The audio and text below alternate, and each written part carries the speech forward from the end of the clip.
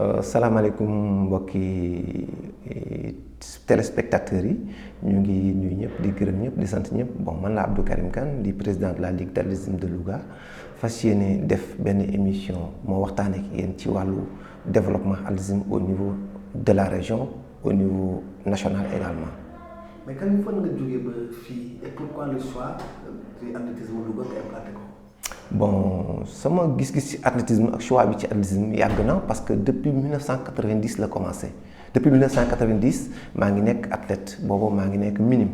di compétir ci couleuru Njàmbur alors yàlla di def ñuy évoluer ba mujj ma nekk ci responsable mooy initiateur nekk entraîneur également bi ma jógee ci nekk initiateur entraîneur ma def sama stage d'entraîneur en premier degré yàlla def ma jóge ca nekk encadreur di encadrer équipe bi yàlla dogalee loolu nag benn instant ma quitté woon milieu bi parce que j'avais d'autres activités à faire benn jamono nag ñun ñi toog woo ma ne ma athlétisme bi am na problème Karim kaay dimbali ñu ci kaay jàppale ñu ci finalement ma jóge ci ñëw jàppale leen ci muy samay xarit samay am jàmm ñoo xam ñoo bokk noonu def athlétisme depuis 1990 comme ni ma la ko waxee alors ñooñu ñëw sollicité ma ni ma président kaay jàpp ci affaire bi nga ñëw dimbali ñu ma ñëw nag commencé au niveau local def amicale des anciens athlètes mu dox ñu jóge fa def installé benn district ça a marché bi ñu fa jógee ñu installé ligue bi dénk ma leng yi nag ma nekk président bi ci biir loolu nag ma am benn programme boo xamante ni moom laa waroon a dérouler durant les 4 ans 4 ans yi nag li ci des yaakaar naa ni 2 mois la parce que defe naa ni suñu mandat jeex na parce que normalement au mois d'août ci la championnat jeex ñu préparer évaluer pour defaat yeneen élection yoo xamante ni pour tabaat beneen équipe bu ligue lay doon incha allah. tey booy évaluer jàpp nga ni est-ce que vous avez atteint say objectifs yi nga xamante moom nga amoon au début. waaw objectif yi atteindre nañu ci bari mais des na nag lu ci bari atteindre nañ ko parce que objectif bi ci njëkk moo doon renforcer les capacités d'abord ñi nga xamante ni ñi ngi fi renforcement de capacité la woon parce que ñi nga fi nekkoon am na lu ñu xam mais nañ leen koy doolee donc yàlla dogal nañ ñu def stage initiateur organiser ko mu am réussite ak 30 stagiaires organiser stage de formation des officiels techniques avec 30 stagiaires encore donc muy nekk loo xamante ni mën nañ ne ñi ngànk athlétisme bi jamono ji am nañ xam-xam boo xamante ni tey jii bu I2AF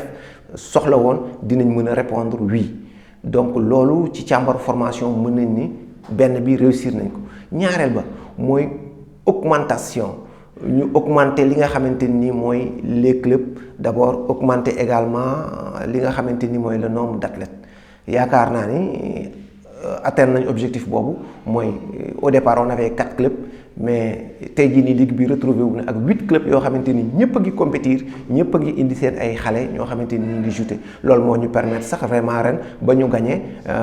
coupe bi nga xamante ni moo gën a mag ci championnat yi muy meilleure région. ren ñun ñoo ko gagné mu doon le 11 12 13 juin bi passé au stade Léopold Sédar Senghor donc ma ciy félicité bépp encadreur bépp athlète bépp accompagnateur boo xamante ni yaa ngi woon ci délégation bi ñuy profité ci occasion bi di la félicité di la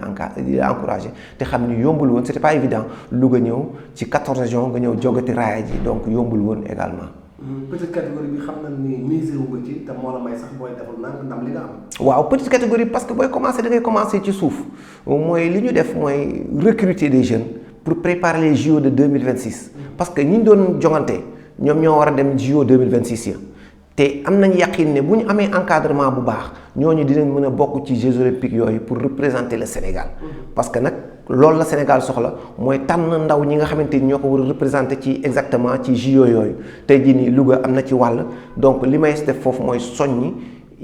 waxaat ñi ñu dellu encadrer pour mën a am vraiment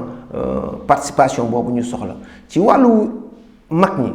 mooy gone mooy doon mag. parce que gis nañ ne Dakar jamono ji moo ñu ëpp ay mag moo ñu ëpp ay senior moo ñu ëpp lépp parce que bi muy dooruñu ñun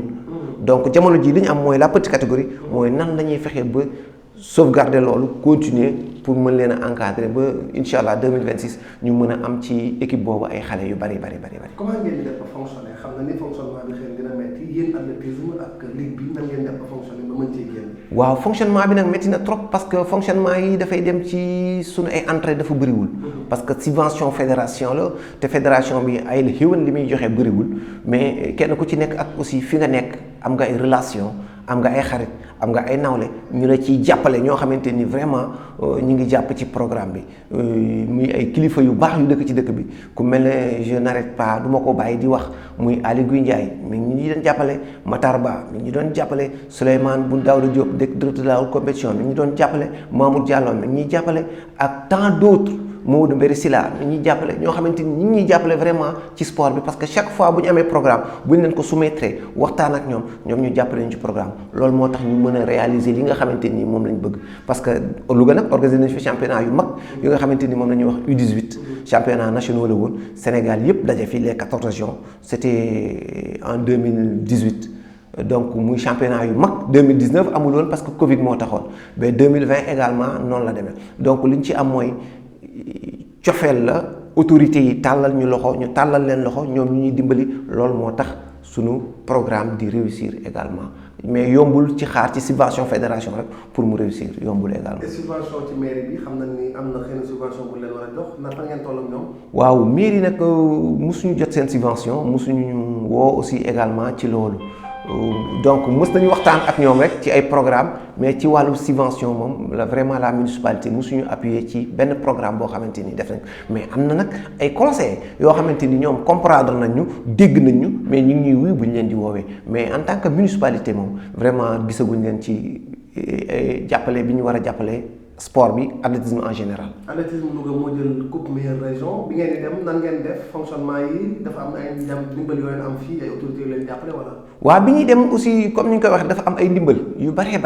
yoo xamante ni ñu ngi ñuy jàppale ku mel ne tey jii Alioune Badara Diop mi ngi ciy jàpp ku mel ne sama soxna mu ngi Aminata Sy Kébé mi ngi ciy jàpp et cetera bëri na ñoo xamante ni ñoom ñoo ñuy jàppale bala ñoo déplacé wu xool ak li ñu fédération di jox ñu xool ba xam nan lañ mën a def pour déplacé wu ci dem bu ñu demee ñu dimbali ñooña dimbali xale yi également pour mën a am déplacement yooyu. trophée meilleure région lan la lay permettre boo ko amee da ngay dugg ci taarixu athlétisme ci Sénégal wala. waaw exactement c'est ça donc yombul woon parce que man bi ma nekkee athlète depuis 90 ba léegi c'est la première fois ñu jël meilleure région. donc dégg naa sax ci ay mag ñu naan ñun doon nañ daw ca jamono yi ñoom Akoutou mais mosuñoo gagné vraiment meilleure région booba ñu ngi doon kon ci région de Diourbel donc loolu yàgg na. C'est la première fois bokk ci taarixu Sénégal ma dégg Louga en athlétisme mu jël meilleure région donc tàgge boo gis day am jàppal diw donc aw ma dudul sant équipe bi nga xamante ni moom laay liggéeyandool mooy équipe bu ligue bi di gërëm club yi nga xamante ni ñëpp ñoo jàpp vraiment ci réalisation bi ba Louga mën a am trophée yi nga xamante ni moom la am. wax nga léegi ni mandat bi jeex na day amaat élection wala. waaw mandat bi jeex na day amaat élection incha allah au mois de novembre bu neexee yàlla. dañuy renouveler instance yëpp district bi la ñuy commencer ligue bi dem au niveau national également parce que fédération bi aussi dañ koy renouveler. donc li ci am mooy teg suñu ambition xalaat ne ñun bëgg nañ dañoo war a continuer suñu mission waxtaan ak ñi fi nekk ñu jàppale ñu ci programme boobu. ci continuer sa mission ndax bokk na ci bokki fédération am ca ndomba tànk bu mag nag ndax wax dëgg yàlla ku la wax tudd athlétisme ku la wax tudd développement ndax xalaat nga ci sa continue mission boobu am raaya bu mag ci fédération sénégalaise bu athlétisme. exactement parce que fédération sénégalaise maa ngi ci parce que maa ngi comité directeur. maa ngi ci CD bi mais bi ci ëpp solo mooy am nañ ay ambition pourquoi pas jiite sax fédération bi parce que gis-gis bi mooy am nañ xam-xam bi am nañ xel yi am nañ loxo yi am nañu ci jàpp également parce que lépp loo gis gunge lay laaj. te gunge bi day commencer ci ñu ko mën ku ñu rus ak ku ñu ragal ñooy am nag ku ñu gunge nga yegg li ci des nag mooy tàllal loxo les Lougatois ñu supporter ñu d'abord. les Lougatois ñu supporter ñu jàppale ñu encourager ñu génn ci mën a jiite li nga xamante ni moom lañ yaakaar ci sport bi en général pour Louga mën a jëm ci kanam. ñaata trophée lañ jox foofu. bon am nañ fa ñetti trophée lañ fa am. mu ngi nii ñetti trophée yoo xamante ni meilleur U13 ñun ñoo ko jël. U13 yëpp ñun ñoo ko jël donc meilleur U13 fille meilleur U13 garçon meilleur U13 en général donc lépp li nga xamante ni ci wàllu ndaw ñi la Louga moo ko gagné donc awma lu dul féliciter également ñi nga xamante ni xale yi ñoo ci bokk am na nag yeneen bagage yu ci bokk jox nañ leen ay pointe jox nañ leen ay blouson jox nañ leen ay maillot yoo xamante ni moo ànd ak lii may gërëm également fédération sénégalaise d'athlétisme bi nga xamante ni moo leen jàppale ba loolu am jox nañ leen sax ay denrées yoo xamante ni peut-être Amadou Diaba moom moo ko génnee ci ay ab jiboom jox ko vraiment fédération bi pour mu may ko xale yi nga xamante ni ñoo bokkoon ci jogante yooyu. ni nga wax état terrain bu Albouri Ndiaye ndax praticable na wala bokk na ci terrain yi nga xamante ni mën nañ fi pratiquer athlétisme. waaw stade Albouri bokk na ci terrain yi gën a baax ci Sénégal ci gën a baax ci Afrique côté bi ñu nekk nii terrain yi ci gën a baax ci la bokk parce que tey jii nii tartan rapide la te xale yi buñ ciy jongante dañuy kontaan xëy na nag li ci am mooy ñàkk compétition yi di ñëw Louga moo jafe mais bu compétition yi xasoon ba ñëw Louga ñi xale yi demee championnat d'Afrique sax day yokk parce que minima yi day yokk parce que tartan bii moo gën a gaaw gën a baax ci tartan yi nga xamante ni moo am Sénégal. organiser Louga wax nga ko championnat yi ñu décentraliser ko ndax yéen a ngi ci liggéey boobu. waaw ñu ngi ci liggéey bi mais fi mu toll fédération bi dafa am benn témboo bu ñu nekk ñun ak ñoom maanaam di waxtaan ci wàll wi ñun bu ñu koy organiser Louga ñun lan la ñuy jël. man leen nag ñun bu ñu koy organiser Louga c'est la fédération qui organise mais ñun li ñu mën a def mooy jàppale leen ci organisation bi ak lépp lu ñu am aussi ñu indi ko teg ci taabal ñu leen ñun kat ñoo jëgaani lii lañ am lii lañ teg ci taabal ci pour jàppale leen ngeen réaliser seen activité mais bind nañ à la fédération waxtaan ak ñoom bind nañ inspecteur des sports waxtaan ak moom bon mu waxtaan ak gouverneur pour ñu xool ba xam dinañ mën a abriter ces championnats là bu ko defee nag à partir de là képp koo xamante ni autorité la nit ku baax la mécène la defkatu lu baax la vraiment ñu ngi lay tàllal loxo nga jàpp ci pour que championnat yooyu mën a am ci niñ ko bëggee mu am loo xamante ni dina mucc ayib incha allah. et pour la sélection en équipe nationale du Sénégal ndax mën nañu yaakaar athlète Louga bokk ci benn jour benn campagne boo xam ne mën naa am. waaw parce que actuellement athlète Louga yi nekk équipe nationale bari na. actuellement nii am na on peut citer Mor Fall bi nga xamante ni si jamono ji mu mën ci 1500 mètres ak 5000 mètres donc championnat d'Afrique yi passé yi amoon Nigéria moom moo gagné 1500 yi. fii la jógee Kébémer la dëkk. fii la jógee